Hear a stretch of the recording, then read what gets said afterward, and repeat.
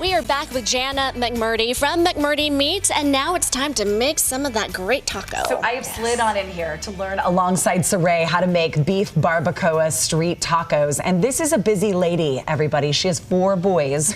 Your husband is wrangling offset right now, so you can do the interview. You are always posting recipes for each of these cuts of meat? Yes. So I post all of this on my Instagram. It's just Jana McMurdy.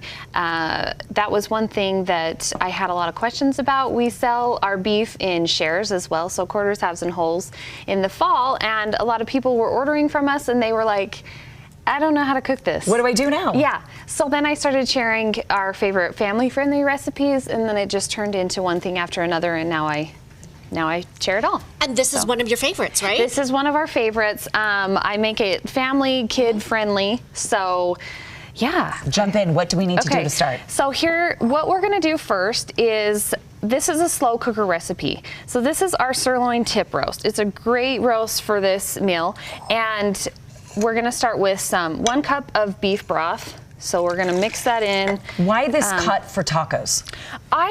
It's just personal preference. So I like it the best because it has a rich flavor and it has a little bit of marbling, which the marbling is where you get your flavor All your from. Flavor. Yes. And okay, what was that? That was just so this was beef broth. Right. I actually, beef broth. And then that, this is lime juice, and that was apple cider vinegar. Okay. So we're just gonna create a really, really easy kind of marinade in the bottom, right? Okay. So you mix that together and you pour that in the bottom of your slow cooker. And then you're going to put your rub together, which is minced garlic.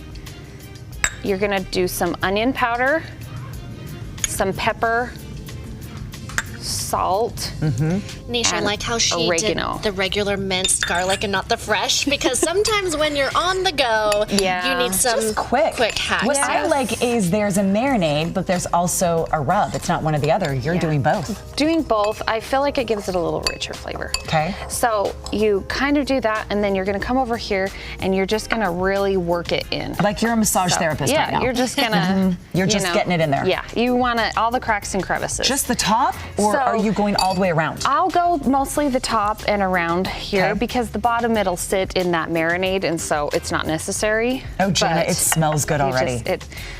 I cooked this all night last night, and my house smells amazing. No, your mouth waters right when you wake up in the morning. My husband was saying how hungry he was when he woke up this morning. I know, forget cereal, I want this. I know. And when you have 4 boys, you have to feed them, right? Yes, I feel like that's all I do is literally feed some boy of mine. Well, you're in the right business to feed all those boys. Yeah, it's a good thing we have all that beef, right? Okay, so you've got that worked in. Jana, what next? So then what will happen is you will take and you will pour that in the bottom of the slow cooker, and then you will set this whole thing in slow cooker. Okay. Done. And then leave it alone for how many hours? 8 to 10 hours. Okay. So this is something that you can throw in before you go to work in the morning, and then you come home and it's done, and all you have to do is assemble your street tacos. So we'll go over here and I'll show you the finished product. And does it just fall apart? It does. After 10 hours? It does. So this is what it looks like after gosh, those. That looks delicious, It's really, Jana. really great. So I'll just pull a little, if I can get it out. It just completely falls apart. It does. This is the key, is low and slow. So after it has, Look at that, Nation. I see it. It's so good. It's mouth-watering. So good. The flavor, I bet, like it's just sat in there for so long. You try to pull apart the fat. Yeah, so what I'll do is I'll start shredding it like this. I'll pull a little bit of the fat apart and kind of work in all those seasonings like that. And then I will take, I like to put my tortillas in the oven on the warm setting. That's a great tip. I love these small little street taco size. Yeah, and they're perfect for my kids because sometimes they don't. I mean, I have a 4-year-old, even though my kids eat a lot. You know, this is like a good size for them. So you will just put as much or as little. You want, or as little as you want.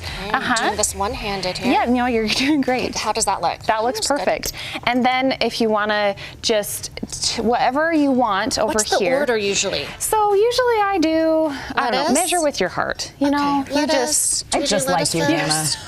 My heart says a lot of cheese. And a lot of like Okay, we're getting there. We're getting there. We got a little pico or salsa fresca, a little cheese. Little guac if you like that. Barbacoa tacos, everybody, and the recipe is on our website. That looks gorgeous. So abc4.com/GTU. 10% off of your order from McMurdy Meats right now with the promo code GTU10. Jana, thank you for doing that for our viewers. Naturally raised beef. You saw that website on your screen, and it's also on our website. Are you taking a bite? Well, I will. Okay, all right. I was going to give this to you, but Jana, how amazing is it to have your own raised beef, and it tastes different, doesn't it? It really does. It tastes incredible.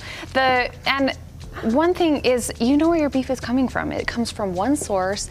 It's a healthy product. And the best is that I'm not going to the store multiple times a week looking for beef. It's just all in our freezer. You wrangled 4 boys and you wrangled us in the kitchen. Nicely done.